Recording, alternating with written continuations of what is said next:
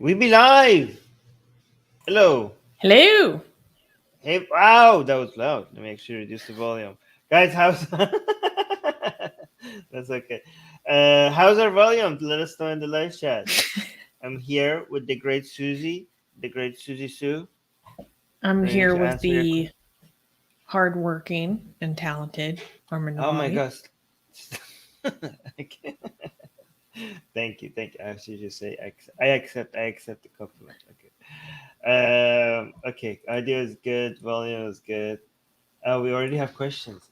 So, guys, we're going to be answering your questions. I see already we have questions in the live chat. However, before we get to the questions in the live chat, we do have to ask Patreon questions. Okay, and I've noticed that a lot of the questions. Well, I don't know a lot. Some of the questions are Chinese related, which is great because Susie and I have been very interested in more China related stuff recently. Actually, I say Susie and I. It's mostly Susie has been getting me interested in China related stuff.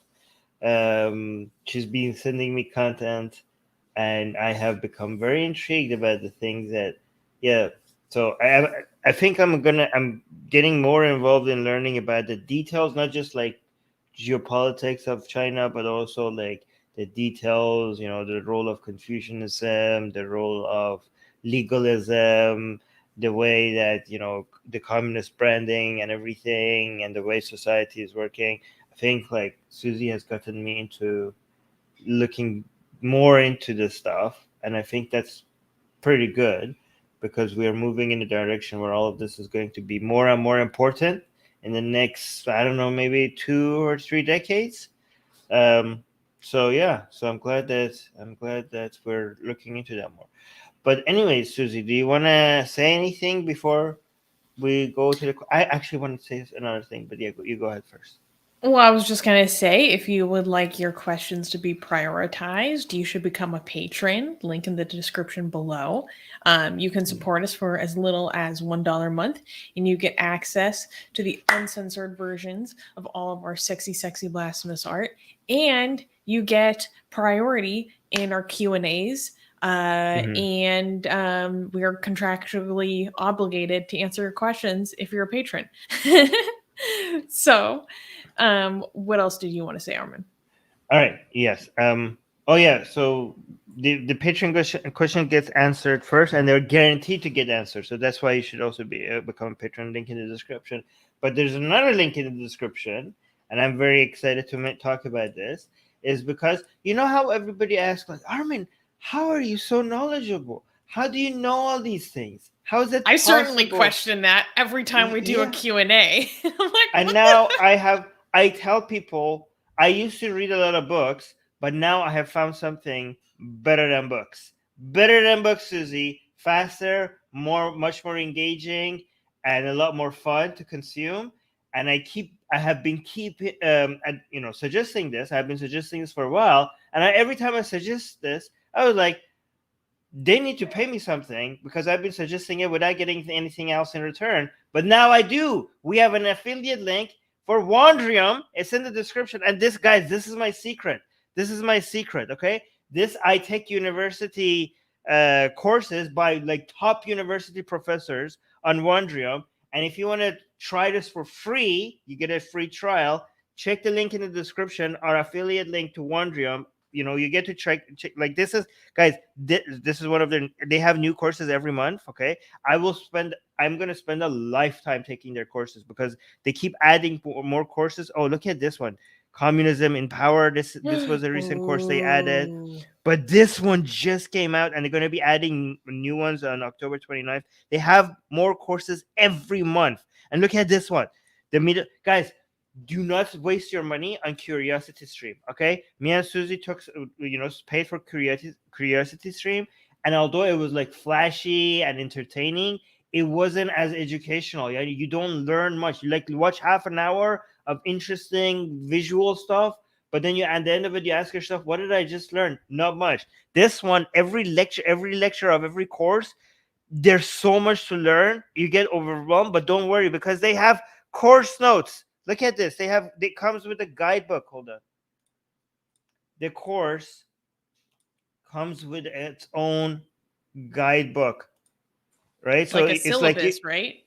no, like the whole everything is notes are taken for you, right?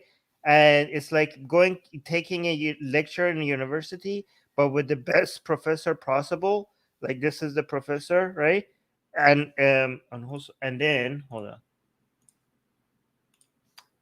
Yeah, so hold on. This is look at the lectures, right? So this one is the Middle East in 20th century. Guys, they have philosophy, they have history, they have science, they have psychology, and all of them by the best by the best university professors. Like this one is the university professor for this one. So this one just came out, which is the Middle East in the 20th century, the history of it. And look at all these lectures. I am so, oh my God, look at this. How Nasser transformed Egypt and the world. Okay, so and they have on Islam, they have on Quran, they have courses on Hinduism, Christianity. They have courses by Bart Ehrman, teaching. Yeah, anyways, go check it out. Link in the description. Is a free trial to all these courses. You guys don't waste your money on a university when the best professors on the goddamn planet could be right in your living room. Why would you pay so much money for a university? If you pay so much money for a university and the classes, you're not going to get the best profs in the world. You're only going to get the prof that university has available at the time slot that is available for you, and you're going to pay more. Just take these courses. It's better than books. It's better than curiosity streams, and it's better than university. Unless you're getting in a university, you're getting something technical, like being an engineer or doctor. Anyways, let's go to the. I think the biggest endorsement of Wondrium is that you have charted out all the courses that you want to take, and you've calculated that you will be doing courses for the next 3.5 years. That's how long it'll take you to complete all the ones you want, and they keep adding more. Yeah, and so you're going to college again. Guys, I don't miss university anymore because I'm back in university. Yeah, so it's fantastic. Guys, I've taken some of these courses that I take on Wondrium. I've taken them in a university. Okay, and I'm telling you, the professors at Wondrium are better than the university. So because they just pick the best, they're picking the best in the world. Anyways, let's go to the questions. Okay, so first patron question is from Ion. One moment. Ion is asking, what are your views on China's new missile test and unawareness of United States intelligence on this matter? Armin, I'll let you take this one. Well, okay, so the missile test is basically what they are referring to as the Sputnik moment, okay? These are, what are they called? What is the sound? They break the sound barrier. What is it called? Let me see. They are called the Sputnik, hypersonic. That's what it's called. The hypersonic missiles launch. It seems like, you know why they're calling it the Sputnik moment? They're calling it the Sputnik moment just because exactly like how the Russians managed to go to space before the Americans. They beat the Americans to it, So that was the Sputnik moment. Now the Chinese have beaten the Americans in a military military technology that the Americans don't have access to yet. That's insane because given that again, guys, this is a unique situation. Don't think like China is ahead of US when it comes to military. No, the reason why this is very surprising is because the United States is way ahead of China in military technology. So the fact that the Chinese now have hypersonic missiles before the United States is what like everybody was like, how did this happen? And it has got everybody by surprise. The fact that not only because they have it, but because it just came out of nowhere, like people, like the intelligence agencies, nobody saw this coming. I mean, as far as we know, we don't know.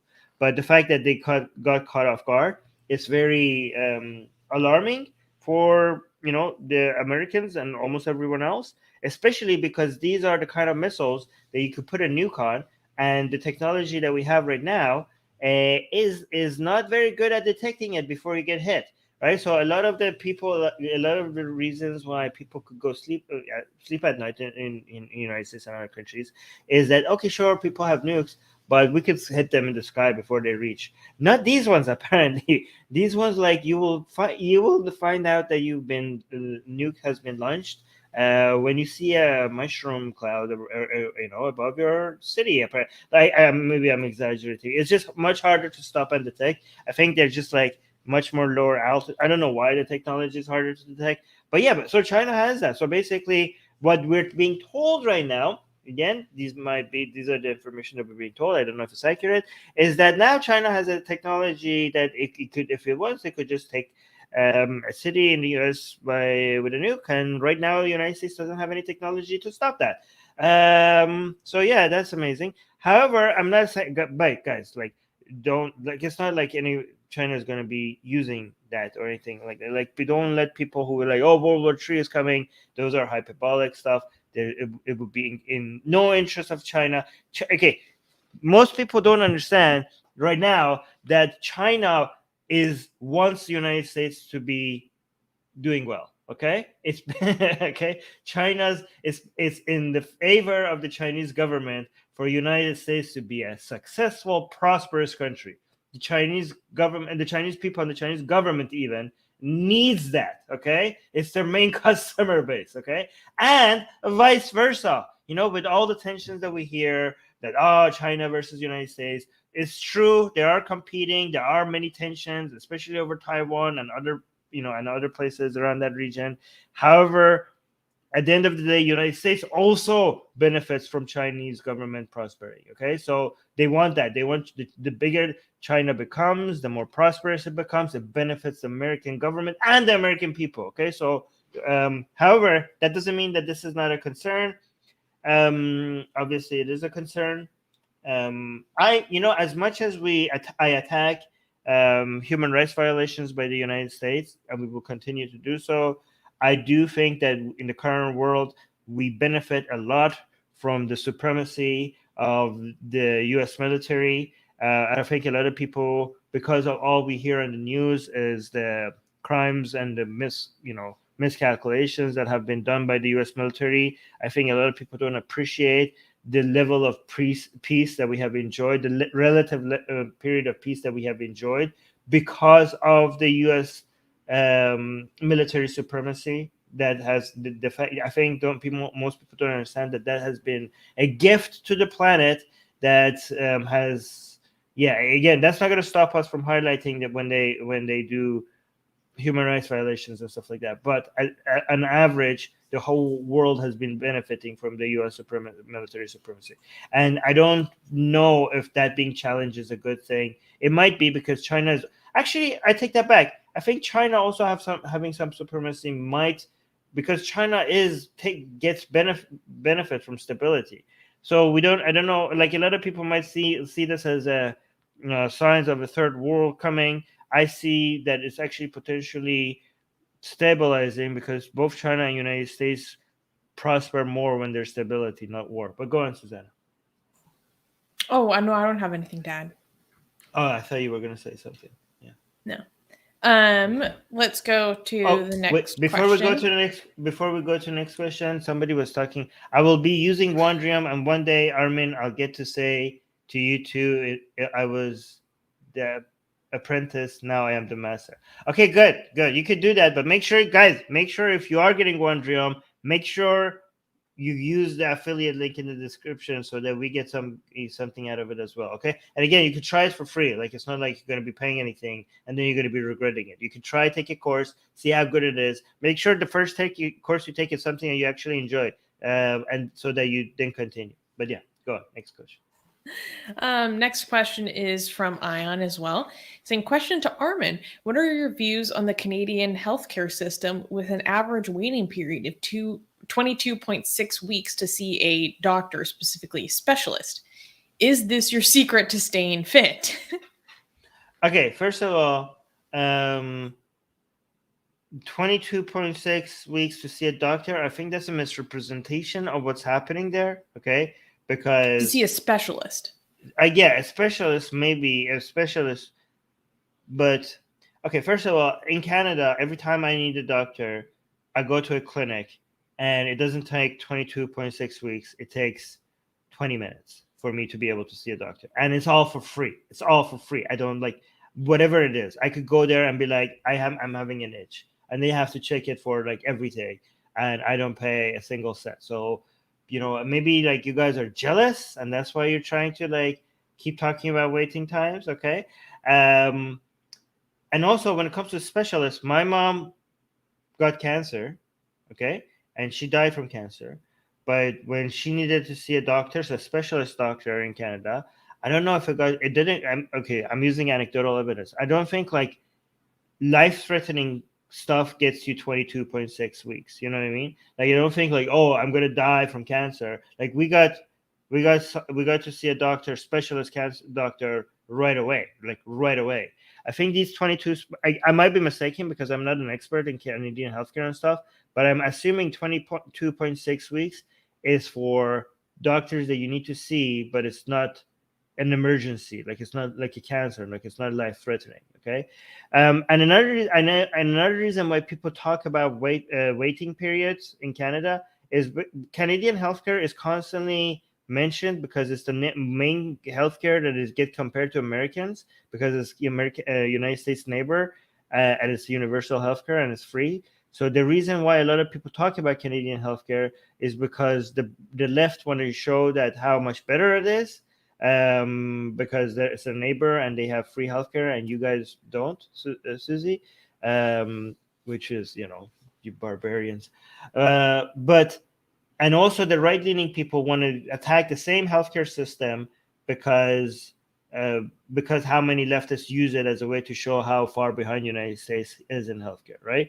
So the thing is that the right-leaning, the conservatives, have looked at the Canadian healthcare to find a way to attack it, and they have looked at everything, and they couldn't find anything to attack except this one thing. The reason is that in almost the reason why people talk about the wait time in Canadian healthcare system is because by every other metric, it's better than the US. Okay. And they only, from all the metrics, it basically surpasses the US. And they found one thing that is worse than the US. And that's why they constantly mention that, because they couldn't find anything else. Every other metric, the Canadian healthcare system is better than the US, and it's free. It gets to be better while you don't pay for it, because a lot of people say like, well, yeah, you have to pay for it and it's not government run, but if it's not government run, it's going to be more efficient. Well, apparently not. Other than that one metric, is better in Canada than in the US. Why do you think I'm wearing this Canada shirt today? Oh yeah. Actually, yeah. Actually, get up shirt. Yeah. I'm trying to get in under the radar. Hope they don't notice me. Hey,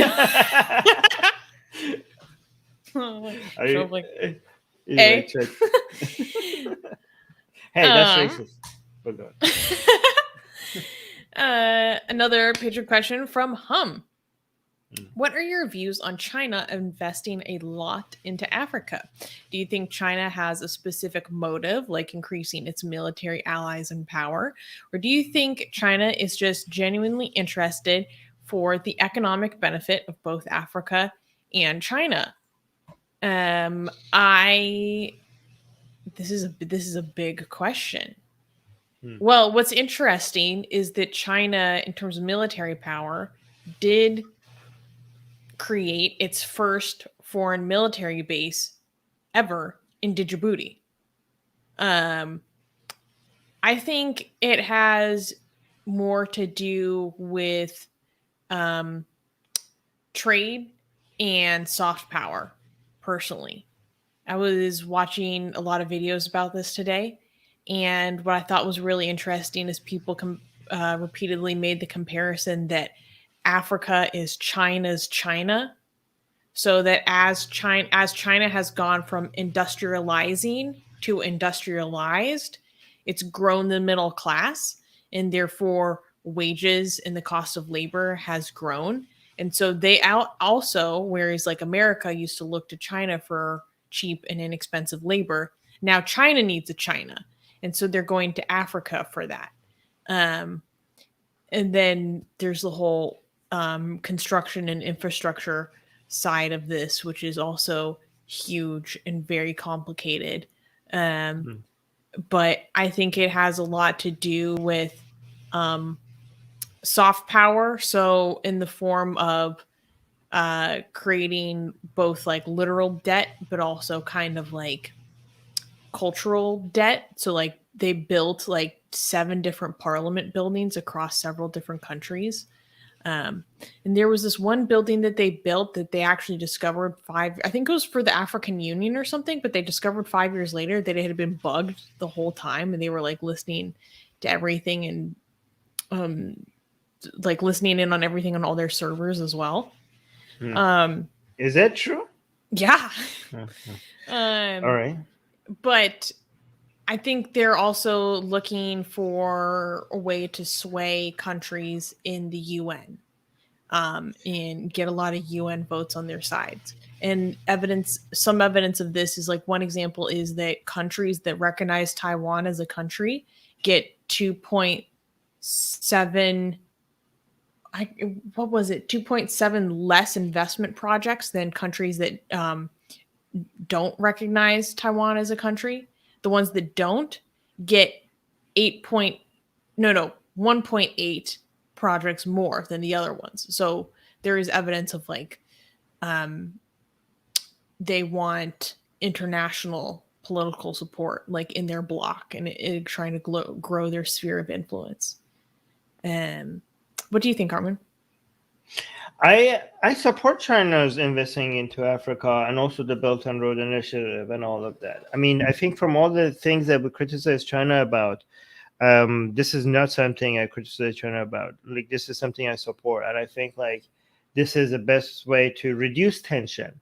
The more the Chinese economy is, interconnected with the rest of the world, the more it's going to come into requiring stability, and China is going to be a force for good around the world when it comes to having interest in reducing conflict, especially in Africa, right? The more China is investing into Africa, the more China is going to be invested in reducing tensions in Africa. And this is a win-win. I know people keep highlighting, saying, I don't know, Chinese debt trap or like a cultural debt trap. I see this as an as an exchange of goods and services and an economy, which is going to be mostly win-win for both sides. It's almost going to be impossible for you not to find examples of African countries or other countries hurting from this. But those examples does not deny the overall win-win for both sides. You know what I mean? Like, obviously, there will be examples of bad calculations and misunderstandings, and people are going to jump on those to show how bad of a situation this is for African country, ignoring all the benefits that Africa is going to be getting from Chinese investments, right? And guys, it can't be a Chinese debt. Like, people make it seem like China on purpose is giving you debts that you can't pay back. China, when China is giving you a debt, it prefers to get paid back. Okay, like it does not, like, people are like, oh, it's a debt trap because there's collateral. Like, what do you think they're supposed to do? Give you money and they're like, oh yeah, if you don't pay it back, nothing will happen. Not like, what do you expect? Like, there needs to be a collateral. Like, why would they not have what if they're giving money to an African country? Why would they not have consequences for you not paying back on your debt?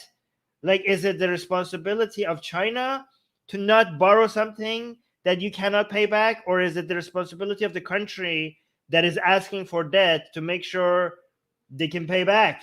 Or like, well, I mean, if you can't pay back and then all of a sudden they're coming after the collateral, whose fault is that? I mean, everything was out in the open for everybody to see, to agree on. Like, okay, China's like, here's some money, here are the terms, and everything is transparently in front of you. When you say yes to that, it was you who said yes to that. Okay, you're like, oh no, this is a trap. How is it a trap? Needs to be hidden. If somebody opens the door and tells you to come in, and you can know exactly what you're supposed to get, like if they're saying everything in front of you transparently that what's going to happen, then it's by definition not a trap. A trap requires for something to be a secret or hidden. Okay, go on. You want to say something? Well, there is. I mean, it depends on the country and the situation and the industry, but in many cases, there isn't transparency for the people. Like in the way that I think would be ethical. So obviously that's a huge problem. But that's the problem. That's the government. That's the government.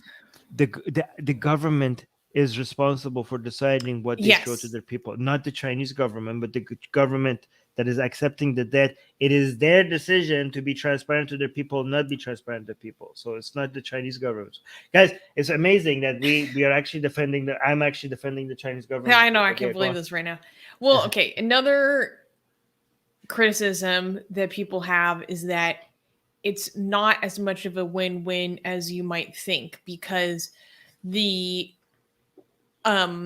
China is like, taking on this project, but then the money is all going back to China instead of the local countries in a lot of ways. Because when using these big infrastructure projects, they're using Chinese companies. All the management are Chinese, and they're using a lot of Chinese grade technology, so that if there's upgrades or repairs that need to happen, they're there's getting only like one place infrastructure. where they can get it. Yeah, They're getting I'm just permanent like I'm infrastructure. just Okay. giving you back All some right. of the stuff I've heard. I know. Okay, and I'm responding to it. So just because you're giving me back doesn't mean I don't respond to it, right? Guys, the fact that China is like saying like, oh, we get to use our people here, okay? If you're saying yes to that, if you are saying yes to that, that means the benefits you're getting is so much that the benefit that China is getting out of that is worth it to you to still go with it. Like, you know what I mean? Like, if you're looking at everything in the deal and it included, oh, we get to use our technology, we're going to bring our people, and you're still saying yes to that, that means you are getting so much benefit out of that, okay? Guys, these deals are building Africa. The infrastructure that is being laid there is going to be staying there forever to benefit. And guys, so here's Chinese workers are coming to Africa, and we're giving the jobs to the Chinese worker. Okay, what is the Chinese worker that is living in Africa going to do with that money that is getting? It's going to spend it in Africa. It's going to eat. It's going to pay for services. Where do you think that money goes? It goes into Africa. They're living there. They're working there. They're living there. They have to eat. They have to use their services. They have to go to the doctor. They have to use the roads. The money will also go back. Some of it will go to China. Some of it will be spent in Africa. That's why it's called a win-win. I do want to answer the question at some point as well, because we still haven't answered the question. But you want to say something? Well, I mean, I shouldn't act like this whole system of like funding a project and then using, Chinese companies to bring the money back to China. That's like obviously like something the US has done for a long time. So I'm not acting like this is uniquely a Chinese tactic. To go to China. But I mean, here's the thing, guys. Some of the money will go to China. If it didn't, there wouldn't be any reason for China to do these deals. Some of it will go to Africa. It's not, creating wealth. It's creating wealth. It's not transferring wealth. But wealth is not something that is a constant number. It gets created. That's why it's a win-win. But go on. Well, what do you think about the fact that China's conditions, there basically are no conditions? They explicitly say, like, we don't want to get involved with your political sphere, like, whereas the US would theoretically have conditions on human rights and democracies and stuff. Yes. And because I actually started to think maybe not having conditions on it, and I'm not a macroeconomist or like or work with like socioeconomics, so this is just me like thinking maybe not actually having that conditions might be better in the long term. Because instead of trying to fast track a country to a democracy, which is not going to work very well, obviously, while there would still be horrible, probably dictatorship and human rights abuses, over time, the middle class would grow. And as more people have their needs met, they will organically, hopefully, start to ask for more and mobilize for better civil rights. What do you think about that? I think you're a genius. I think, I mean, we're not saying this is a fact, but we're considering the possibility that the best way to get human rights is to increase the relative power of the people relative to their governments by increasing their economic power. People keep saying that actually doesn't work because look, the GDP in China increased and we still don't have democracy there. We're talking about the economic power of the people relative to their government, not the total GDP of a country. We're talking about the GDP per capita of adjusted for purchasing power parity of the people relative to the total economic power of a government. Okay, when that increases, that probably will lead to more people being able to force their government into submission and getting more rights. So that might actually work in that favor. I also do think that the best way to empower countries, including African countries, is for them for us to give them more choices into financing, right? So people are like, oh, China is like have unfavorable terms, right? Well, now they have more options. It used to be the World Bank and IMF, and now it's the World Bank, IMF, and China. Okay, so now they get to be like shopping for financing, right? Maybe if you think the terms are not favorable for these countries, then maybe like if more countries, if there are more options, then they get to choose. Now they get to see who's offering what, and there will be a competition for financing for these countries. Okay, so that's the solution. You can't force. You can if somebody has the bargaining power on their hand, if one country has higher bargaining power because of their relative power to that smaller country, you can't expect them not to use their bargaining power. The way you reduce the bargaining power and give the African country that is looking for financing more options, better options, is by increasing the number of countries that are offering you that financing. So actually, let me address the question. What are your views on China investing into Africa? We answered that one. Do you think China? Okay, so this I have a problem with the second part of this question. So, all right, so it's saying, do you think China has a specific motive, like increasing its military allies and power, or do you think China is genuinely investing for what was the second part?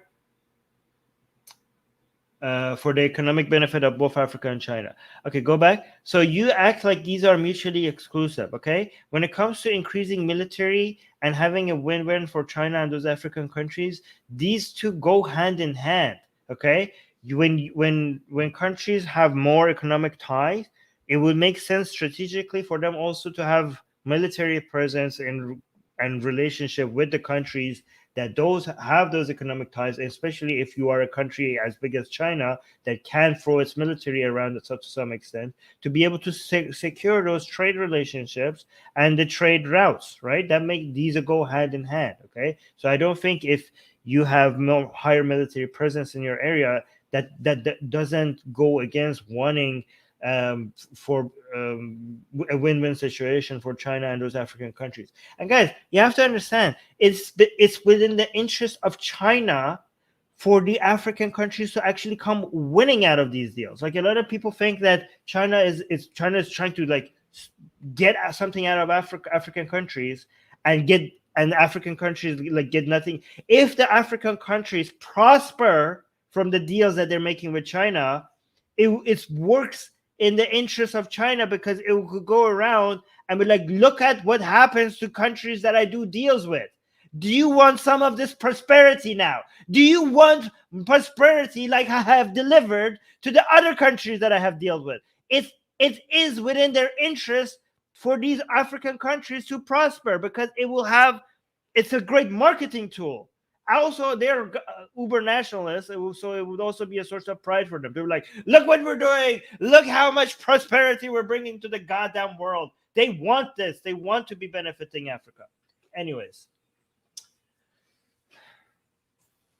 Yeah, it's interesting. Overall, it's something I'm still chewing over. And Mia in the live chat was bringing up the point that just because they say that they don't, they're not there to sway things politically, that doesn't mean that they don't, which is correct. Like, I know in Zambia, the political elections campaigns are funded a lot by Chinese businesses. However, I do not know how much of that funding is from private Chinese businesses or state-run Chinese businesses, because in Zambia, actually what's gotten to the place where private corporations have started to pick up the ball that China started rolling. And now something like 90% of the like 10,000 no, I don't know. I know what was it. Overall, 90% of the Chinese businesses in Zambia are actually privately owned. So I thought that was very interesting. Like, this isn't purely state investment. There's also a lot of private investment that is getting kickstarted, which I think You has all the works with each other. When you start investing in a country, it also encourages other people to start investing in it because they can see that there's now potential for your return on investment because there's an infrastructure. Yeah, once you build an infrastructure, more infrastructure in a country, other people now are gonna. It's not just a Chinese investment that is going to be there. It's going to be local investment. It's going to be other countries that are going to be like, oh my god, look at all this infrastructure. There are opportunities for other businesses to grow there. Will Yeah, I'm very optimistic. I'm very optimistic about all of this. Yeah. I'm more skeptical of Yeah. your take. Okay. Next You're just being patron. racist. You're just Shut racist. up! I swear to God. All right. Next question, patron question is from Anne, saying cancel culture is just a new term for an ongoing phenomenon. Does Armin remember when Atheist Republic's Allie Jackson faced attempts to cancel her from vegans? Well, okay, it was a lot more than just canceling.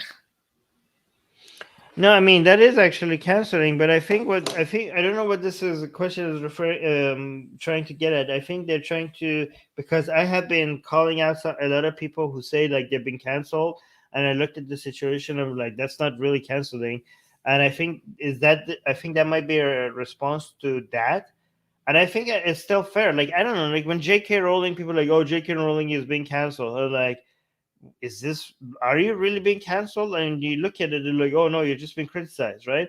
Or like, I don't know, like a lot of this is, I just think a lot of the people crying cancel culture, they're referring to just people responding to what they're saying and they're calling it cancel culture. And many times I'm like, this is not cancel culture, that is not cancel culture. And I think a lot of people get the impression of me saying that there is no such thing as cancel culture, and then they come up with actual examples like these questions of like legit cancel culture. Like, oh, Armin, you're saying there's no cancel culture, but look at this. I'm like, yeah, I didn't say there's no cancel culture. I just said that many times when people cry cancel culture, they're just referring to some people pushing back against their views. Like you say something on Twitter and people are like, that's stupid. Oh my God, this is why you're wrong. Like, I'm being canceled. No, I'm canceled on Twitter. Like, your tweet is still up there. Your opinion is still there. Nobody's stopping you from talking. People are just responding to you. How is that cancel culture? And then when I say that, people think like, oh, Armin says cancel culture. There's no cancel culture. There is, and this is one example. There is cancel culture. I mean, guys, do it for canceled us, okay? We lost our Twitter account, and we've been blocked in all of India on Facebook, and we have like police filings against me and Susanna just because of our blasphemous art. That is cancel culture when the people are legitimately trying to silence you. Okay, but if the same people just came and told us like, "Oh, Armin, we don't like your art," Susanna, this is bad. This is blasphemous. This is wrong. That if they just came out and just said how bad our blasphemous art is, that would not be cancel culture because you're not being canceled. You're just being criticized. I'm just trying to tell people there's a difference. Anyways. Okay, and then there was another comment from Anne, but it was more commentary, so I'll go to her last question, which was, what do you think drives some atheists to join far left ideologies like critical social justice, aka wokeism? Susanna used to be she's an ex-Antifa, so she would be the expert at this. So I will let her. Well, Antifa isn't necessarily know. woke, but I just happen to also be that. So, okay. I think there's an article, I can't remember the name of it right now, but it's by James Lindsay and Mike Mena. And okay, heavy preference preamble on the fact that James Lindsay has gone straight off the deep end over the past year and a half at minimum. So just because I'm endorsing some of his writings doesn't mean I'm endorsing a lot of what he's been going on lately. Okay, I just want to make that clear. Okay, anyways, he has a very interesting article and theory that non believers are attracted or fall prey to wokeism because they don't have a religion in their life. And religion does play a cohesive role in society, mainly in the sense of providing one with an in-group and an out-group with which to identify, and from which to gain the sense of identity, ritual, value, virtue, and protection. My own theory regarding this is that because atheist people, the majority of them are people who have left religion. A minority would be people who were just raised atheist, at least in America or North America. That they go into the far left because the right in its current iteration is extremely religious. And so they obviously left religion and they are not attracted to many people, the things that remind them of that. I mean, I'm also just speaking from my own personal experience. And especially if you're someone that has an identity category that's like a minority, from a minority group, historically, the left has been the group that protects you or purports to protect you. So you're going to be attracted to that because, one, there's your cultural understanding that this is the side that protects you. And two, because it's supposed to be in opposition to the things that you didn't like before from religious traditionalism or conservatism that is religiously influenced. And there's so much more I could get into, but I think, there is, as much as we don't like wokeism or critical social justice, there is a certain internal consistency to it. And so that provides people structure and also very clear language, with which you signal your understanding. There are ways within this culture where you can virtue signal. And, I've come to realize that virtue signaling isn't a left wing thing. Like, it's not a woke thing. People are like, oh my God, you're just, signaling how concerned you are over this, issue that affects the minority community. Although it bothers me when you can really see through someone's intentions like that, that is not unique to wokeism. Every single group does virtue signaling. It is part of how you gain status and recognition within any group, any culture. It's just it's a facet of human behavior and how we interact with each other. So, yeah, I think those are just my thoughts off the top of my head. I don't know if that really answered the question. Armin, what do you think? I think there's you, I just want people not to use this as a way to think in black and white and overgeneralize, because most atheists do not like this. Is like this whole critical social justice or wokeism thing.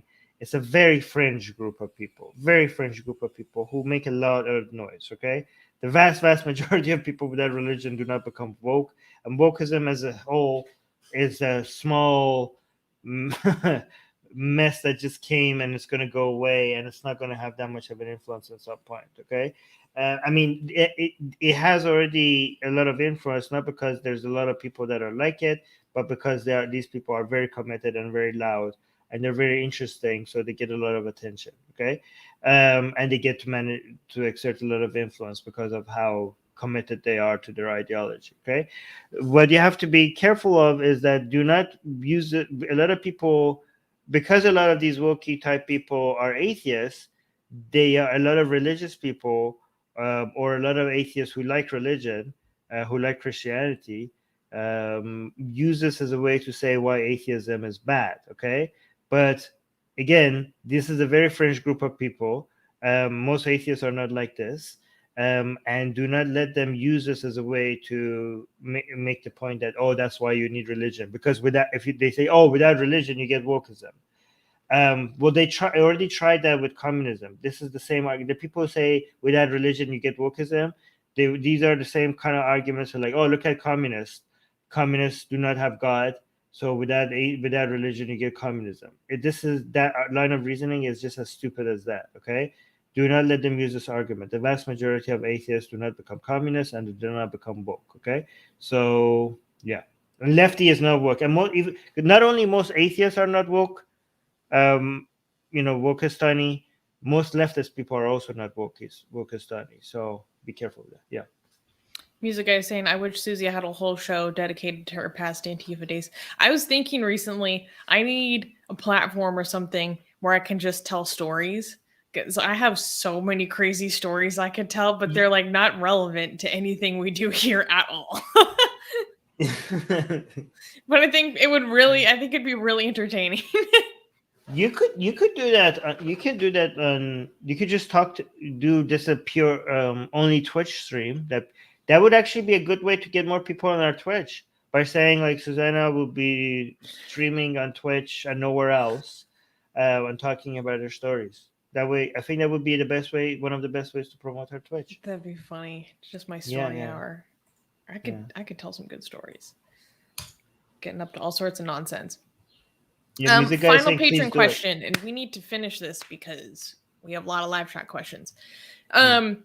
D is asking, what happened to Al-Qaeda in Afghanistan? Has the Taliban swallowed it as they were once swallowed by Al-Qaeda? Oh my god, YouTube is not going to be friendly to us, is it? Guys, like this video. Yeah, please, guys, like this video because we're using bad words, naughty words, Susie, naughty words. Yeah, please like this video. YouTube, don't give us a strike like the last time we talked about this group. Okay, we're just talking about what's happening in the news. No, it was ISIS that we got the strike for. Yeah, we were just talking about ISIS, and well, I mean, is YouTube going to punish us for ISIS but not Al-Qaeda? Anyways, let's just say ISIS and Al-Qaeda. This is like really stupid. We don't know what to do anymore. Anyways, what happened to Al-Qaeda in Afghanistan? They're still there, and they're gonna probably have a comeback. I don't know. Like it seems like, guys. Okay, so let's have this. Cut this into pieces. Okay, we have the Taliban in Afghanistan. We have Al-Qaeda in Afghanistan, and we have ISIS-K in Afghanistan. Okay. People-wise, IS-K is very similar to Taliban. Ideologically, ISIS-K and Taliban are extremely against each other. Extremely. They could not be more against each other. Okay? Demographic-wise and people-wise, they keep exchanging people, right?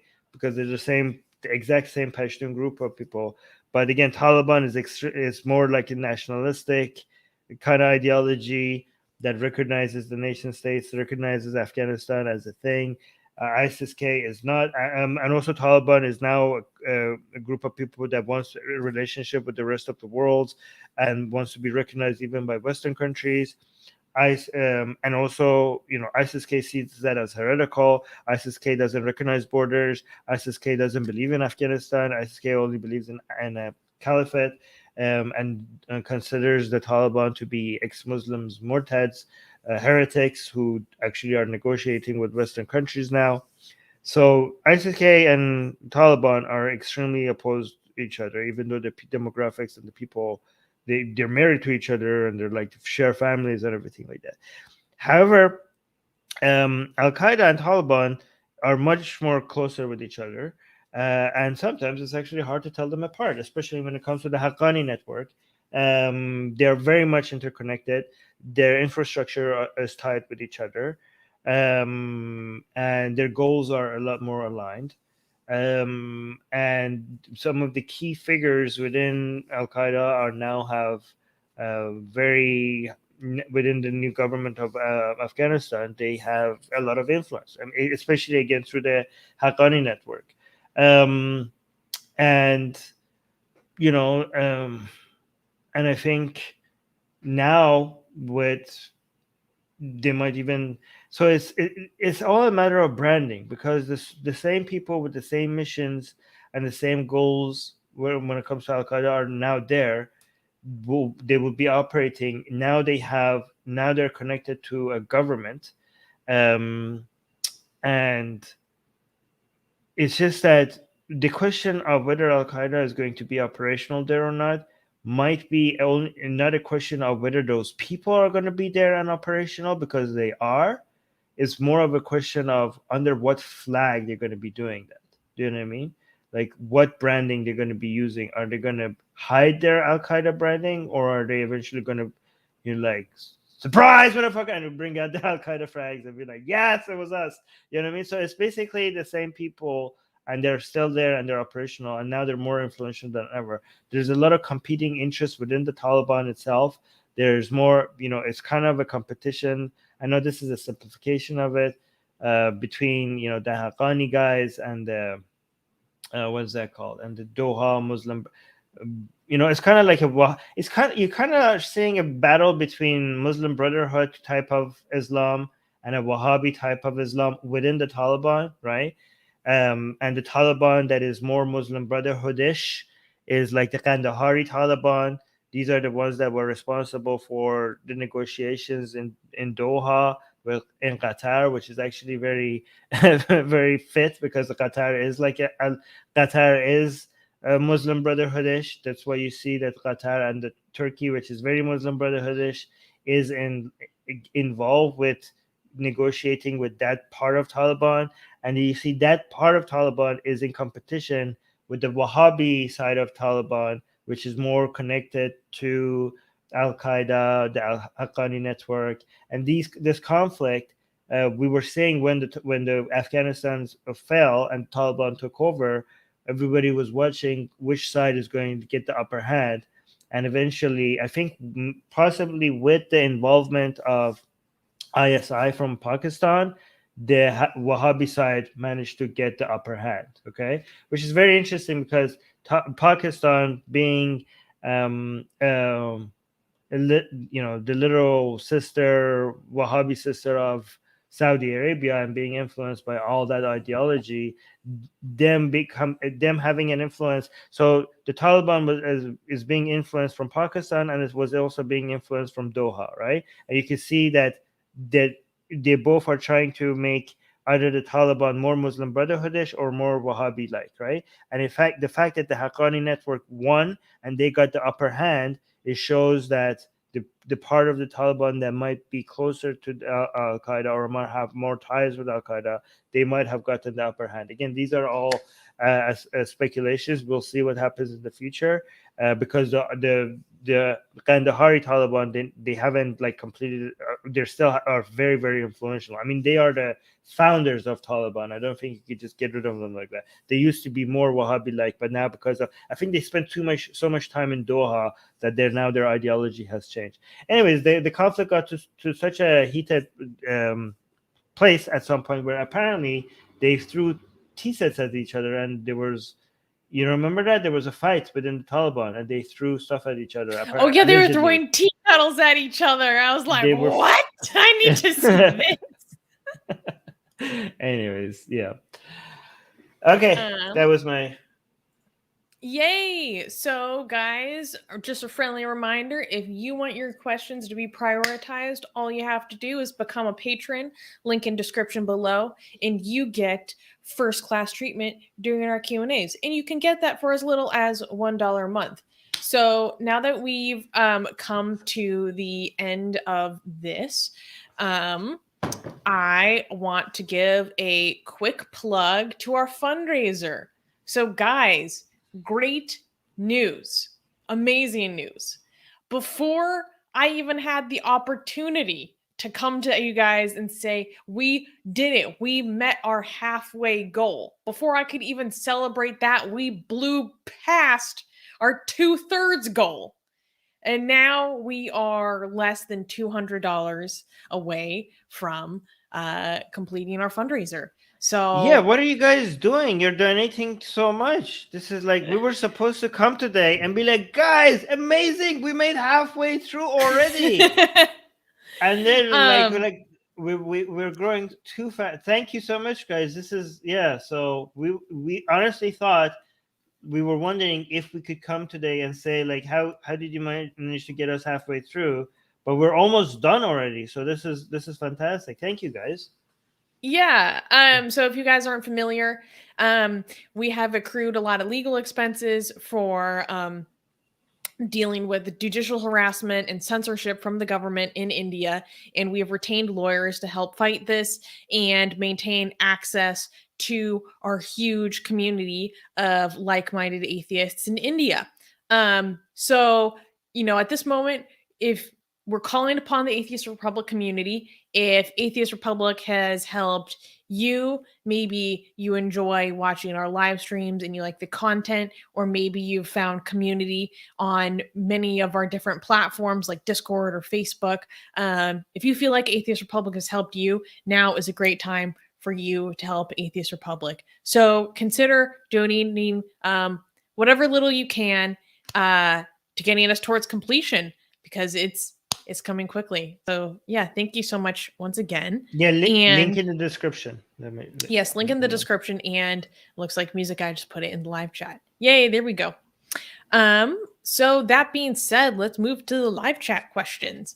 Oh yeah, wait, before we do that, somebody is saying, Norman is saying, I want to join Patreon but don't want to share my email. Norman, you could make a new email. It's easy to make a new email and then join Patreon. Okay. Yeah. Make it, yeah. Look at these solutions. Thank you. Yeah, make sure to tag Atheist Republic when you're asking your questions in the live chat. Here is a question from Sabella Tolatu, and I remember them asking them last week, so let's make sure to answer this. Have you seen the Vosh is unironically evil video from Doomer Media? If you have, what did you think of it? We have watched it.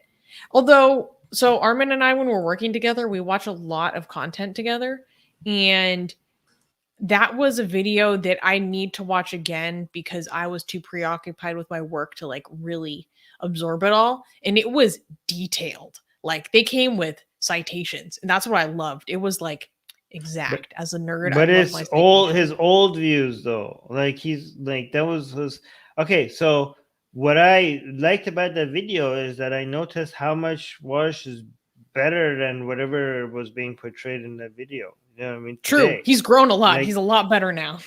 Yeah, I mean, I was like, man, this guy has grown, and actually that's why the guy who made that video eventually changed the title to, I think he changed it multiple times because a lot of people pointed out that this is like old Vosh and new Vosh is so much more better, and this is what I think a lot of people think that the internet has like this effect on making people crazier and crazier. I feel like what I'm seeing is the opposite. I think like a lot of far lefty people keep getting criticized and they have to keep figuring out how to respond to it, and they grow out of their most crazy views. And also I notice many of the far right people who do not go, okay, maybe it goes both ways. Some of them get completely crazy and they go out of orbit and they're like, okay, bye, you're far too gone now. But I also notice a lot of them, because they engage with the leftists, they start having to respond to criticism. They get better at not being so crazy at some point. Some of them, maybe not all of them, okay? But the interesting thing is that a lot of our lefty people sound a lot less insane now and a lot more nuanced and interesting and with more better takes. And also a lot of far right people used to be far right seem to be like now more nuanced than they used to be, and seem to be acknowledging some of the points that were being made by the other side. But one thing I'm interested, even they are growing and they're getting better at their points, They pretend that this was always their take. Like they don't. A lot of them don't admit that they used to be cringe and now they're based. They act Yeah. like they were always this based. But I do think like um, a lot of these content creators are a lot better at their takes than they used to be. Yeah, Vosh has grown a lot. I like couldn't stand him. But now recently I really like him. Like recently he was talking about like he was like, honestly, guys, like this is a hot take. Like I think I might be thinking like that Antifa actually does more harm than good or something like that. I was Yeah, like, and he also oh said, and he also swore at Islam. yes. He- Oh, he had such a good thing on Islam and the yeah. assassination of David I Ames. mean, yeah, yeah. Very good take. I mean, Mostly. guys, you have a leftist content creator attacking Islam with such a big platform. So I'm like, yes, more of that, please. Thank you so much, man. Because they don't listen to us, so it's good that leftist content creators are, and it's also, so it's good. It's good. I think everybody's growing. I think I'm optimistic about the future of all. And some people are saying, "Oh, debate bros don't have an influence." Even the debate bros say they don't have an influence. I think they do. I think like. A lot of people are unable to actually consume content unless we turn it into intellectual content unless you turn it into a sport. Do you know what I mean? Mm. Like like I think turning it into like we're talking about a lot of people that are being exposed to, I don't know, discussions about economics, healthcare, culture, um, you know, so many policies, religion, so many different things that they would have never just read upon it or consumed books or courses on it unless you could see people fighting over it. That's the only way it's entertaining enough for them to consume it. And if that's what it takes, then let it be, let if that's the only exposure these people are going to get to these discussions, let that be the case. You know what I mean? So So here's a question from Cassius Clay. Did you know that many Indian ex-Muslims are against Har Sultan because he speaks against Hindutva extremism? yeah, we know that, Well, and that's why we love him. yes, exactly. What I find very interesting is that there's an issue with the Indian ex-Muslim community right now with Hindutva supporters infiltrating and trying to pose as Indian ex-Muslims to curry favor for their political leanings. And it's becoming like a huge problem because they will spread actual anti-Muslim bigotry under the guise of being an ex-Muslim, and people question them and they're like, wait, no, you're totally fake. um, Even if you're not fake, even if there might be true ex-Muslims. I don't care if you're being a bigot against joining bigots mhm. against Muslims in India. Then whether you're a fake ex-Muslim or real ex-Muslim is minor point compared to the fact that you're joining a harmful cause. Guys, here's the thing. I hate Islam. I believe in the ex-Muslim movement. But if more ex-Muslims in India want to join Hindutva in a war against actual Muslims, I will take the Muslim side. Okay, in a battle between um, Oh, this is gonna Hindutva get people mad. in a battle between the rights of people. Okay, the rights of people being challenged. Okay, and Muslims wanting to be treated like equal citizens, you know, I will take the Muslim side. If you have, if on one side you have Muslims wanting to be treated like equal citizens in a secular country, and the other side you have an ethno-nationalist movement that is trying to demographically defend India, right, rather than ideologically defend India. Okay, I will take the side of the people that are demanding equality and their rights. I will take the side of Muslims. Secret jihadi confirmed. Leftist Islamism confirmed. No, I mean, we always take the side of. It's amazing because when we take the side of Muslims in China, the same people in India, they're like, yes, China bad, because they hate China, right? But when we take the side of Muslims in India, these Hindutva people, they're becoming all the things they hate.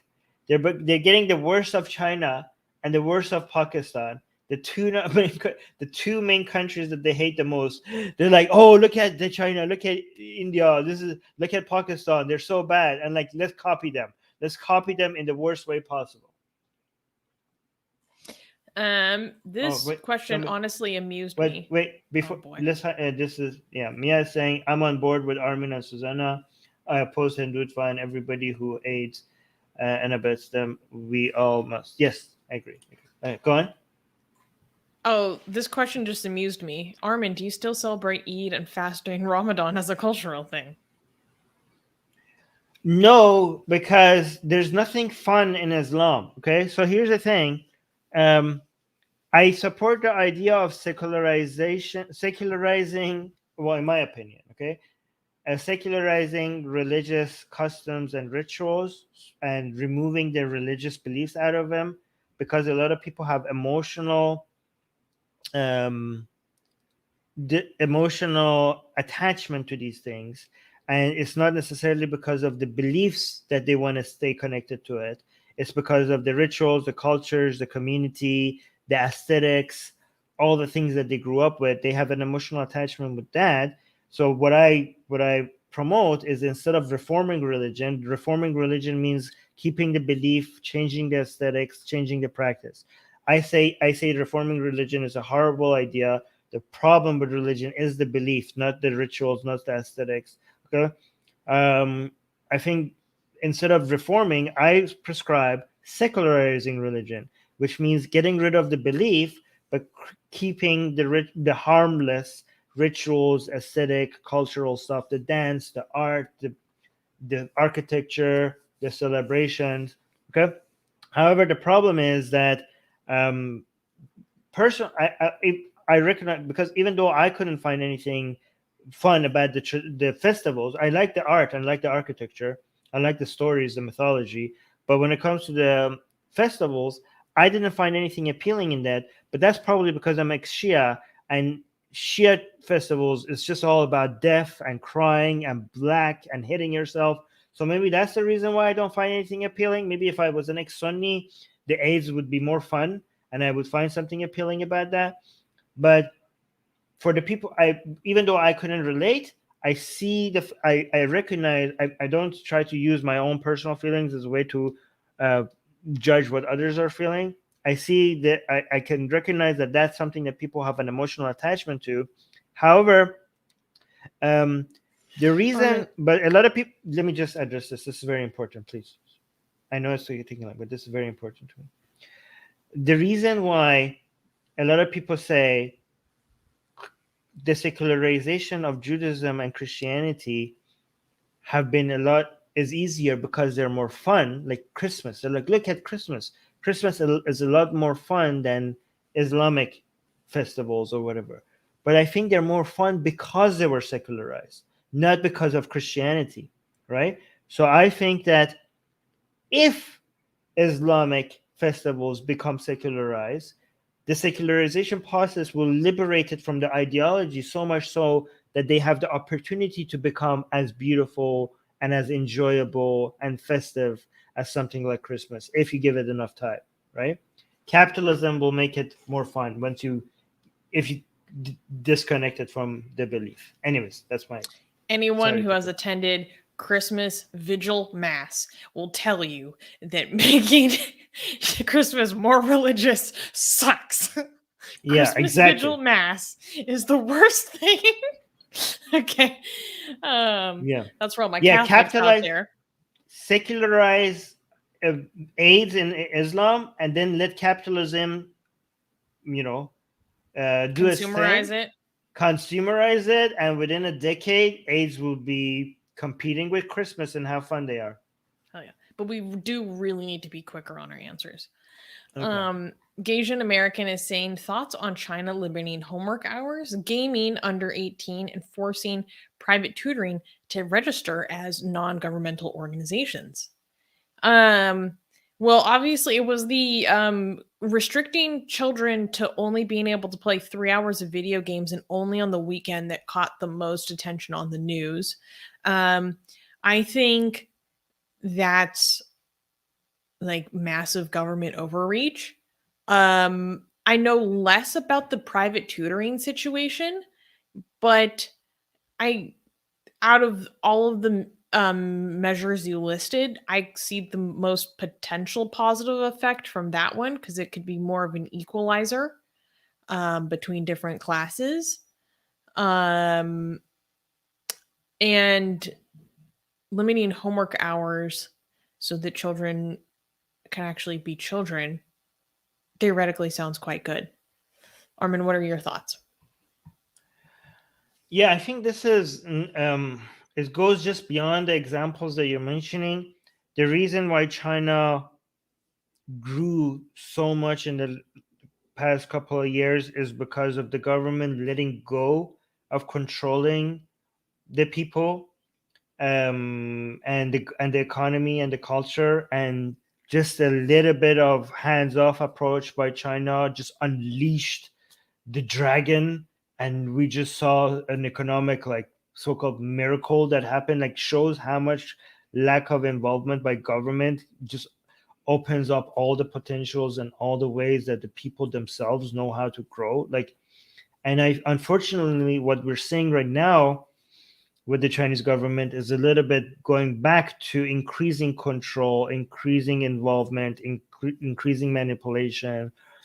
And I'm not saying that the level of control is high enough for all of that progress to go away. No, China will grow, China will continue to advance, but but it would have grown even faster if these things were not there. Like, I think, like, we should, like, completely, we should try to see the CCP and the Chinese government separate from China itself.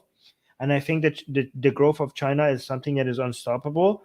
But if anything is slowing it down at all, is the fact that the CCP is meddling in people's business. Like, the potential that is China will eventually be realized against the wishes of the CCP. Okay, because here's the thing. One thing I must say, it's not that these people don't know that what works. The people in charge in China, they're extremely smart. They're geniuses.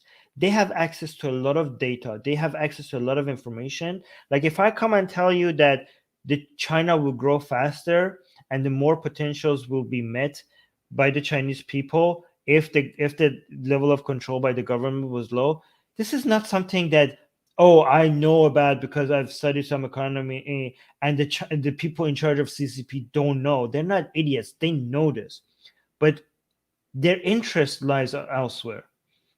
They're choosing between their power and between their staying in them staying in power and them being threatened by losing control. Between that concern and the prosperity of Chinese people, they're choosing them maintaining power. They're not idiots. They're actually making correct decisions if the only thing they care, the main thing that they care about was them not losing control. Okay, so don't when I yeah so it's their fear is justified because China will out the level of progress that China is making, and the level of if it becomes open and has access to the rest of the world, and the eventually China will outgrow the CCP. If you notice, this all this economic prosperity is bringing so much wealth to China that the economic power of private businesses will outgrow the power of the CCP. So there is such a thing as too much prosperity for CCP's taste. And they don't want that. They want to make sure that they grow economically so that the economic power could make them more powerful in the military wise and international wise, but not so much that now they're being challenged internally. The greatest threat to CCP is not the United States.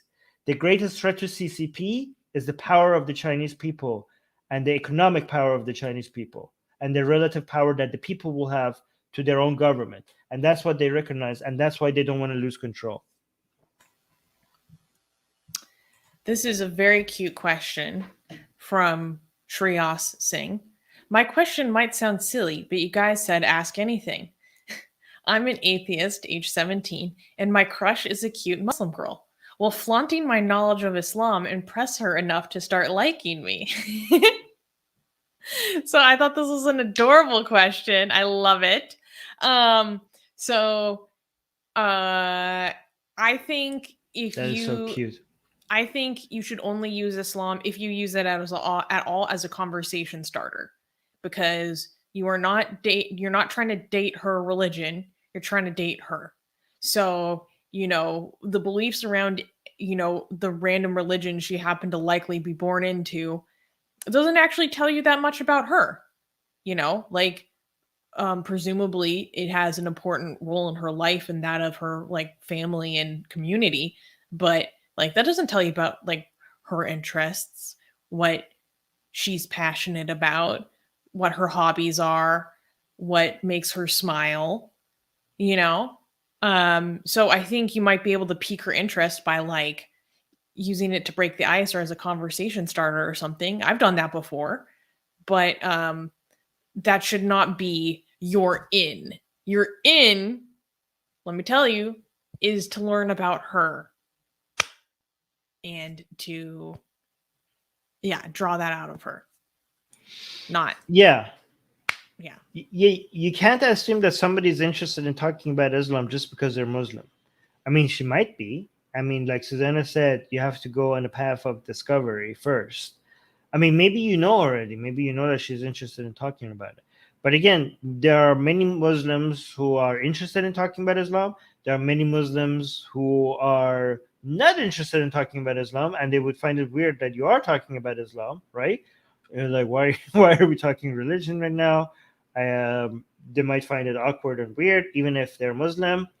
And there are many Muslims who would actually hate talking about Islam. There are many Muslims who would not admit it to themselves or to you that they are bored of Islam and they find the whole thing. Yeah, I mean, just think about Christians as well. Like, imagine somebody is a Christian, but Christianity is the main source of boredom or limitations in their life, and they might never admit the fact that they don't like it, but this is just something that they have to put up with in their lives, and they're not interested in it.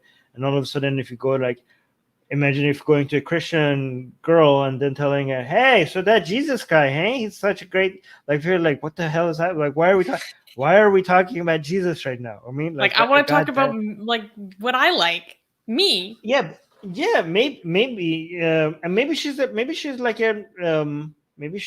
interested in talking about it. But again, you can't just. So the answer is: do not assume that somebody is interested in talking about Islam just because they're Muslim. But do not dismiss that as well. Like, maybe they are, right? So maybe pay attention and listen and try to learn. Maybe see what they're into talking about, and then touch upon whatever they're talking about. And maybe sometimes just throw in a topic, whether it's Islam, whether it's movies, whatever you're interested in, and see what response you get. And then based on the response you get, but don't change so much. Okay, here's the thing. Okay, only do not talk about something that she seems to be interested in and you're not interested in yourself, okay? Because then now you are becoming somebody who you're not, and that is exhausting. It's exhausting to be somebody who you're not to maintain a relationship, okay? Just throw in the topics that you are actually interested in talking about and see which one gets the best reaction, and then maybe focus on that. Does that make sense? I agree. I think we're giving fantastic dating advice. Yes. So this is more, I think you should take this question. Gaysian American, hey there, Gaysian American, is asking, in your opinion, what's your line between the Wokistani Mujahideen and the garden variety leftists? So how do you distinguish the fringe woke? Because you insist that it is a fringe from your average leftist or even progressive. I think one of the best ways to find that is whether or not they're interested in having a conversation. I think that's the easiest way to tell. How much do they perpetuate the idea of guilt by association? Yeah, there are That's a many big ways to one. tell. Yeah, and by a conversation, I mean a conversation, not you listening and them lecturing. No, Armin, you need to take a seat. As a matter of fact, you need to take several seats, okay? And you need to listen to the voices.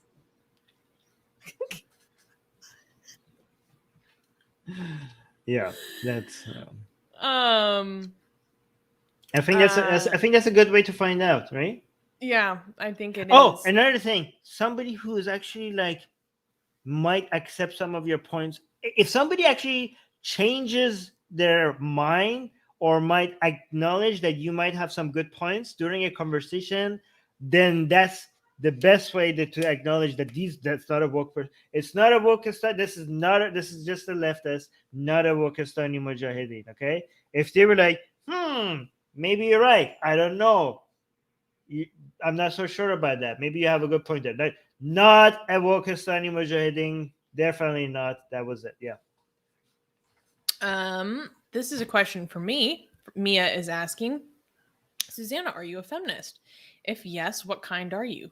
Modern, aka Marxist slash radical slash intersectional feminist, or classical liberal feminist? If no, what do you think is wrong with feminism? I'm not one. Okay, well, first of all, I don't think that modern or contemporary feminism is just a wholesale amalgamation of Marxist, like radical and intersectional feminism. Like there is crossover, but they're also very much distinct.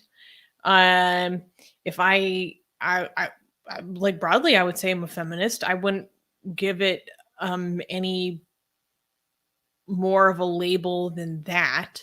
Like I don't have a qualifier for what type of feminist I am really. Because I think it's so cringe when people are like, I'm not a feminist, I'm a women's rights activist.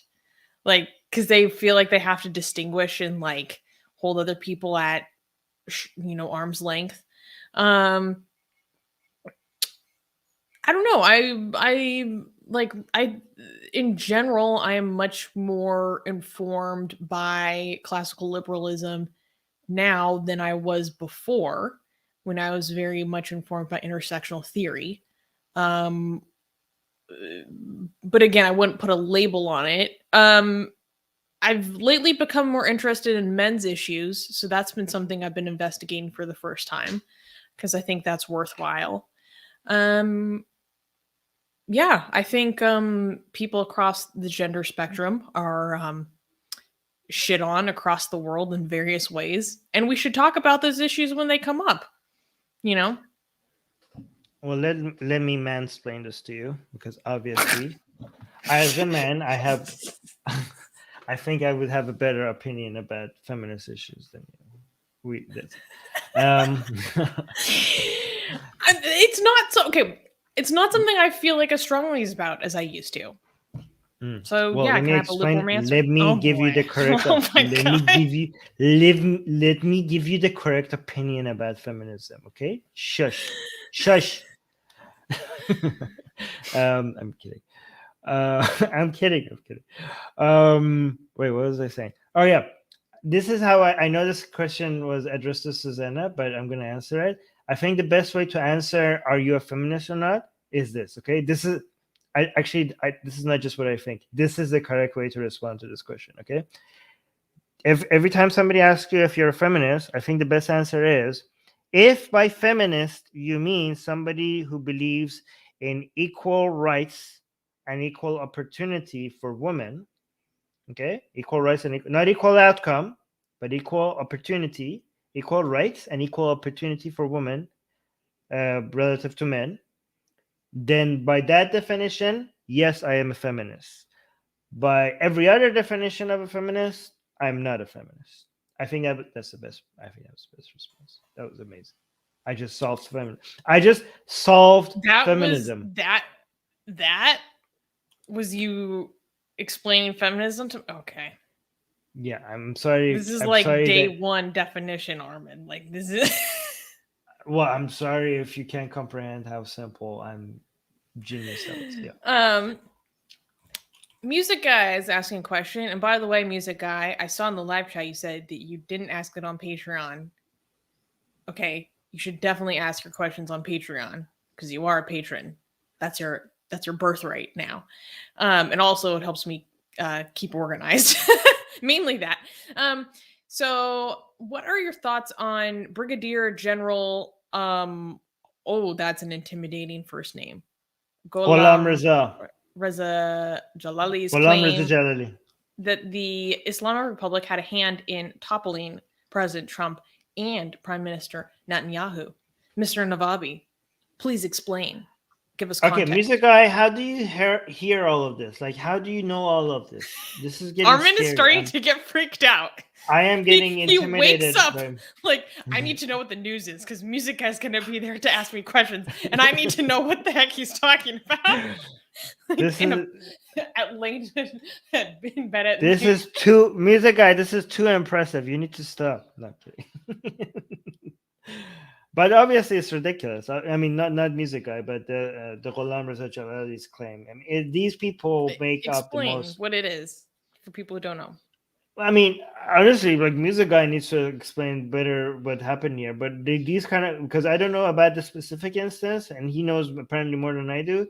But I hear these types of claims often, and people just laugh. It's not just like Iranian people just share these around on Twitter just to laugh because they're so ridiculous. Like they're constantly making claims about how, like they how powerful they are and how much influence they have. I mean, they do have a lot of influence, more than most people recognize, but not as much as the generals. Like you see the serious people with a lot of medals and stuff, and they're like, "Oh yeah, we could take the White House tomorrow if we wanted to." Like, you know what I mean? Like they come up with the most ridiculous. Like we have secret technology, delusions of grandeur. That's what it is.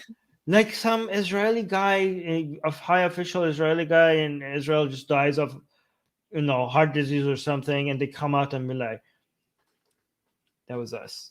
Like what? Like is in Tel Aviv?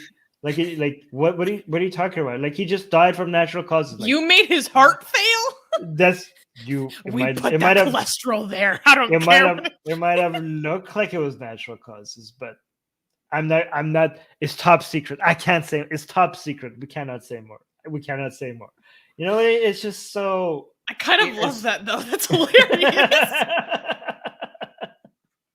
Because it also makes you look so weak. It's so pathetic. Right? And they keep saying like the Americans are trembling. This is another thing they say. They say all like American politicians every night they go to bed in fear and they're like peeing their beds because they're worried about how powerful the Iranian military has become.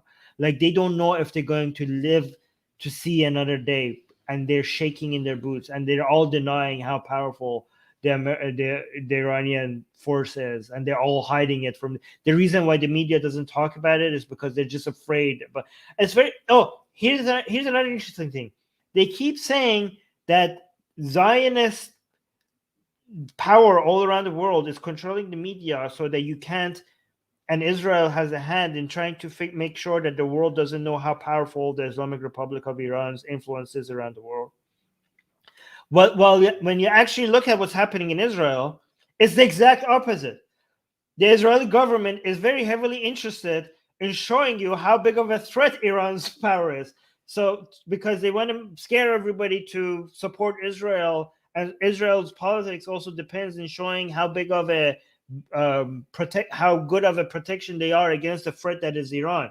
So if anything, the Israeli government is motivated to show Iran as bigger of a threat and as more powerful than they are. But then the Iranian government claims that the Israeli government is doing the opposite and trying to make them look weaker and hiding the fact of how powerful they are. It's just, is this the opposite land? It's opposite land. It's amazing. It's so ridiculous. It's funny, but it's also very depressing. I do want to highlight this comment. Oh, go ahead. Armin was amazing. Armin. True and true. Yeah. Well, Armin is not wrong. All right. Armin nailed it once again, like he does. Just another day. I think this will be our By the way, last question. me making good points doesn't stop with the live stream. Like Susanna can tell you, like when the live stream stops, I continue to make amazing points throughout the day. You know, That's actually true. Sometimes you do really nail it home. Where I'm like, yeah. you just get to witness like an hour or two of it while we go live, but it continues. Oh my gosh, you guys should have seen the other day where he's like, Susie, sit down. Give me your full attention. I'm like, oh my God, what is it? He's like, I solved utilitarianism. And then he gives me this whole spiel and I'm like, you want to write that down? That was hilarious. Just the delivery of that too. You're like, I solved utilitarianism. I did it. I think this should be our last question for tonight. Asian American is asking, what are your thoughts on China giving ethnic minorities extra points on their SATs, which is a standardized test, and bypassing the 3 children policy, meaning that theoretically they are allowed to have more children than the ethnically Han majority. So theoretically, this sounds nice, but it does have a lot of consequences. So I can't remember the details off the top of my head, but I think at least for the Uyghur minority or for many minorities living in Western China and Xinjiang, like them having a lot of children has been very discouraged recently. So, but it's more under the table. So there's like one, just you being discouraged from having more children. And there's also documentation of forced sterilizations and stuff like that. In terms of the SATs, this is a problem that we see in other contexts where it's basically institutionalizing lowered expectations. It's like institutionalizing the bigotry of lower expectations for a minority group. At the same time, I do see the reasoning behind lowering the standards for a group that is historically disadvantaged and does not have the same resources available as another group to get all of the extra holistic educational support to reach that same standard, right? However, I watched a really interesting video about Han supremacism recently and the rise of Han supremacism in China and also the Chinese diaspora.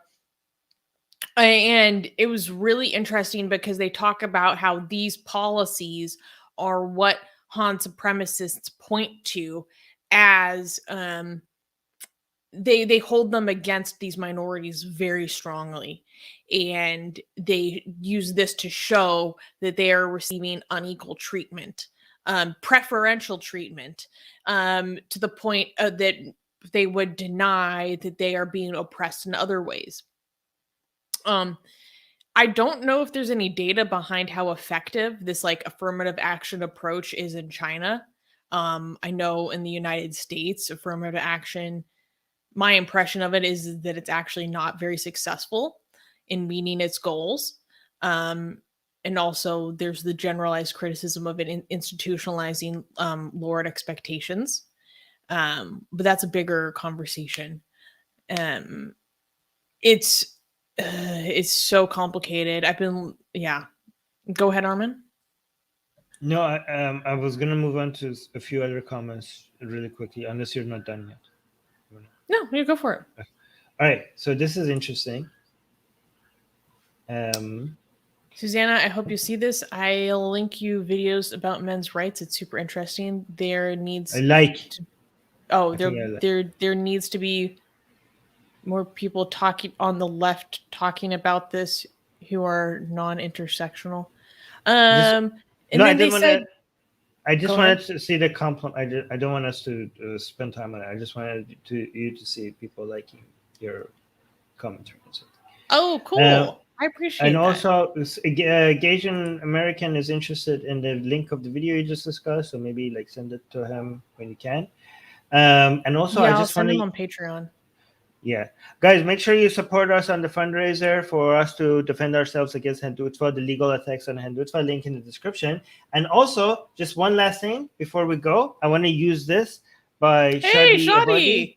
Shadi! Shadi Abadi. He's asking a question, which I'm going to segue, like use this as a way to do a plug, which is, so Armin, what is the book that made an impact on you and you would like everyone to read? Well, Shadi, I'm not recommending books anymore because I found something better. Again, this is the best way to end the stream by again recommending Wondrium. Okay, I'm taking university lectures on Wondrium, which is now better than books in my opinion. And I'm going to show you a link in the description to our affiliate link. Use our affiliate link to be able to get these university lectures, and you get 1 month free trial if you use our affiliate link, and it helps us as well. And this is how I'm becoming like so informed. Like, this is better than the books I've been reading. This is better than the university lectures I've been taking. And I'm just going to show you five of my favorite courses so far. Okay, so I've taken a lot of philosophy courses and classes, and this one, I think, for anybody getting in started, this has been the best course I take because it covers all sides and all the main questions. Right, look at this, the big questions of philosophy. This is a very good course to take if you're interested in getting an overview of all philosophical questions and all the ideas that different philosophers have had about it. So take this one. Another course I took, I thought it was going to be so basic. These titles are misleading because I thought this is Introduction to the Quran. I thought this was going to be very basic and nothing for me to learn. I took it and my mind was blown. This is a very good course to take for anybody interested in Islam. It was very interesting. The way it was presented, it was beautiful. And guys, look at the university professors. These are really good people. Like, these are best professors that could teach these things. And look, it comes with its own guidebook in PDF that you could if you ever forget something, you could just search for it in the PDF notes associated with that course. Again, guys, link to these courses in the description. Oh, we've been talking about China, so here's another course. Again, these are university lectures by professors that you could just, it's like going to university but in your living room or in your bedroom. Okay, it says the fall and rise of China. So this is for all the people who are interested in China. And communism, the rise of communism for Marx to Lenin. Look at this, is another course that you want to take. So this one just came out. They have new courses every single month. They come up with new courses, and this one is going to be so fun. I'm actually going to start this today. The Middle East in the 20th century. They have a course on this with 25 lectures. So again, guys, link to this is in the description. Wondrium is better than Curiosity Stream. Do not waste your time on Curiosity Stream. This is better. Do not waste your time in university. Do not spend your money on a university degree. This is better. Okay. And again, this is better than books. Try it for free. If you don't like it, you don't have to pay for it. Try it for link in the description. Go on. Can I make a recommendation? Because you guys make recommendations on secular jihadists. Actually, I have to be music guy saying, sorry, I said 1 month free. I was saying, Armin, I followed the link yesterday, but you only had 2 weeks free, not 1 month. Oh, thank you, music guy. I shouldn't be, I didn't know that. I have to be more now false advertising on my behalf. 2 weeks free. You get 2 weeks. Thank you, music guy, for clarifying that. Thank you. But go on. Yes, go on. Can I make a recommendation because you make recommendations? No, you can't. But go ahead. Why am I asking? I'm the boss here. So I want to make a recommendation this week. I have discovered, well, in my own personal life, the most beautiful instrument I have ever heard. And over the past 24 hours, I have been consumed in learning more about this music and this instrument. I discovered Kora music from West Africa. So just like Google Kora music from West Africa, spelled Kora. It is the most beautiful sound I have ever heard. Ever. Like, it's like if a harp had a baby with like a guitar drum. It's really cool. And it sounds like, if I had to describe its sound, it's the most like meditative sound. It sounds like being a child and your eyes fluttering asleep as you listen to your mother's voice tell you a story. Like, Oh wow.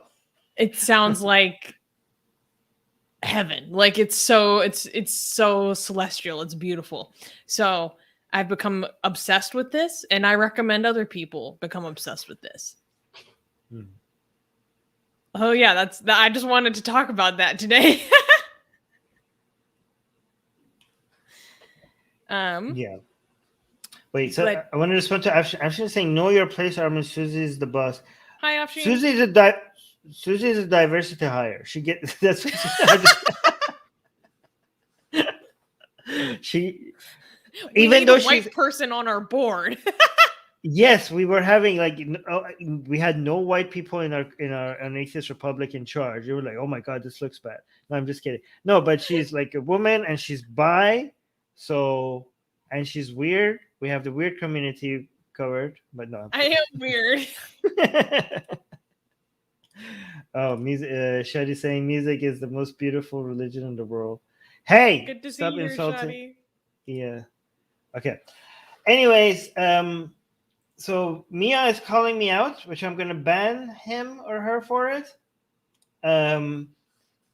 She or he is saying, "Didn't you start the Middle East course yesterday? I remember you pointing it out yesterday." Well, you caught me, Mia. You caught me. You okay? I was supposed to start it yesterday. I'm not going to start it today. Okay, I didn't manage to finish the previous course last night. I thought I was going to start it yesterday, but now I'm starting it today. Now you get a ban. Okay, congratulations. You're going to get banned now. A little authoritarian over here. Energy engineer saying, greetings from Taiwan. Music and love is the best religion. Yes. I love how we have people from all over always tuning in. It's the best. Yes. I've been learning more about Taiwan recently too. Guys, if you do take Wondrium courses, please let us know later in the live chat which courses you're taking, okay? I want to recommend and tell us which courses are the most interesting ones, okay? So some of them are really good, some of them are meh, some of them are not good. So you have to investigate. Don't commit to a course until you find one of them that is actually good, okay? And yeah, so yeah, I'm excited to I'm excited in our community actually taking Wondrium courses because I think it's intellectually is going to improve the level of knowledge our community has. Okay, guys, I watch the courses on double speed. If you could get used to watching it on double speed, then you're like going through book like so much knowledge so fast. Okay, like keep taking Wondrium courses. 5 years from now, you will be like you will be an intellectual. Like, okay. Anyways, thank you guys. Thank you for being here. Yes, make sure this was fun. Stream, subscribe. All right. Join our Bye, newsletter. guys. Join our newsletter. Yes, link in the description. Oh, and we have the news on Saturday. Tune in. Yes. See you in 2 days. Bye.